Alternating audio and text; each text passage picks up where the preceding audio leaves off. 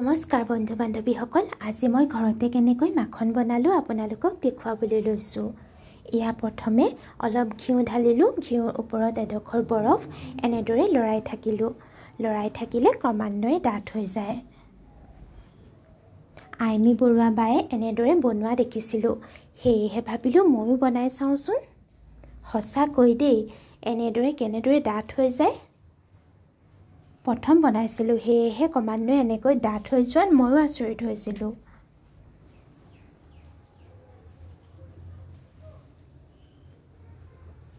অলপ চেনি মিক্স কৰিলোঁ। চেনি মিক্স কৰি আকৌ লৰালোঁ। খৰকৈ লৰালে বেছি ভাল।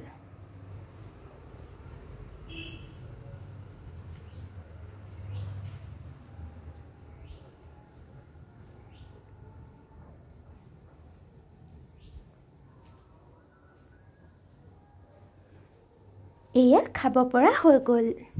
ভিডিঅ'টি চোৱাৰ বাবে বহুত বহুত ধন্যবাদ।